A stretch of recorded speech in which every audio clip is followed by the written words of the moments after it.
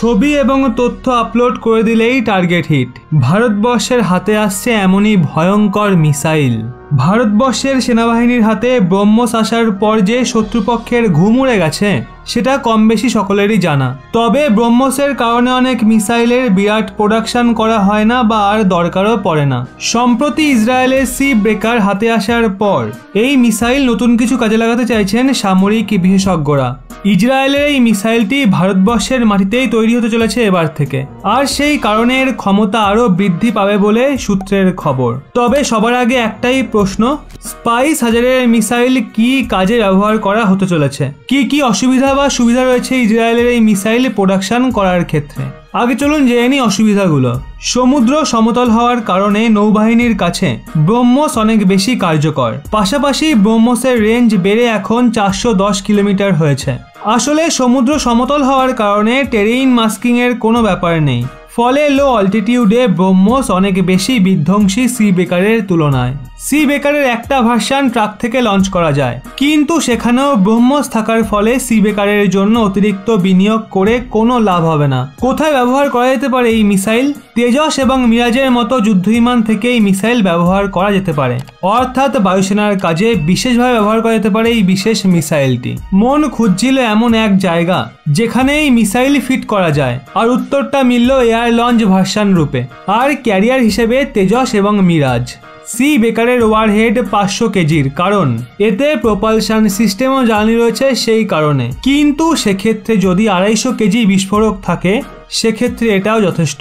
ব্রহ্মসের warhead 200 KG হওয়াতেই সকলের কাছে ত্রাস, অর্থাৎ বাকিটা বুঝতেই পারছেন। ভারতবর্ষের হাতে ভবিষ্যতে 123টার মতো তেজস যুদ্ধবিমান থাকতে চলেছে। পাশাপাশি মিরাজের মতো যুদ্ধবিমানও রয়েছে, যেখানে শুধু এই বিমানগুলোকে এয়ার ডিফেন্সের কাজের পাশাপাশি ফায়ার পাওয়ারের কাজেও ব্যবহার করা হবে।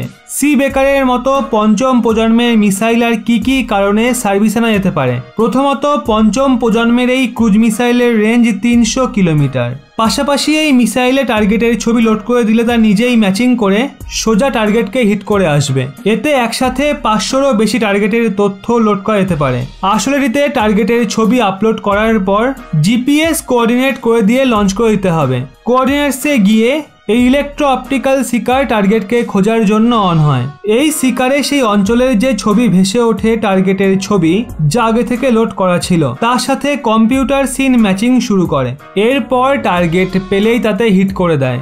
ভারতবর্ষের অধিকাংশ অঞ্চলে পাহাড় পর্বত থাকার কারণে রাডারের ক্ষমতা কমে যায়, আর সেই কারণে সেখানে সাবসনিক ক্রুজ মিসাইল গুলি খাদ বরাবর উড্ডয়ন করে। আসলে এখানে পাহাড় দেওয়ালের মতো কাজ করে, যেখানে রেডিও ওয়েভ ঠিক মতো পৌঁছাতে পারে না। এই ধরনের উড্ডয়নকে টেরেইন মাস্কিং বলা হয়ে থাকে, অর্থাৎ মিসাইল নিজেকে বাঁচাতে পাহাড়কে মাস্ক হিসেবে ব্যবহার করে। সি ব্রেকার জিপিএস ছাড়া অপারেশন নিতে সক্ষম, যা বিরাটভাবে প্রাধান্য পায়। আসলে এর সুবিধা হলো এই যে এই ধরনের মিসাইলের গাইডেন্স থাকে না, অর্থাৎ জিপিএস জ্যাম হয়ে গেলে অপারেশন চালাতে আর সক্ষম হয় না। তবে সেক্ষেত্রে সি ব্রেকার অপারেশন চালাতে সক্ষম হয়। সি ব্রেকার কি ধরনের গাইডেন্স ব্যবহার করাতে জানালেও এতে ইনিশিয়াল নেভিগেশন সিস্টেম বা আইএনএস তো রয়েছেই, সাথে প্রি ডেজিগনেটেড টার্গেট ইনফরমেশনের মাধ্যমে এটা কাজ করতে পারে বলে মনে করে সামরিক বিশেষজ্ঞদের একাংশ। মিরাজ বা তেজসের মতো যুদ্ধবিমানে ব্যবহার করলে তা তিব্বতের মতো বিরাট বড় অংশে র্যাডার সাইড, বাংকার, হ্যাঙ্গার ভারতের ক্রুজ মিসাইলের টার্গেটে আসবে। পাশাপাশি ভারতবর্ষের ফায়ার পাওয়ারও বৃদ্ধি পাবে, অর্থাৎ ইসরায়েলের এই মিসাইল চীনের ঘুম উড়াতে পারে যে কোনো মুহূর্তে। এমন দুর্দান্ত একটা খবর পেয়ে আপনাদের কেমন লাগলো নিচে অবশ্যই কমেন্টে জানান।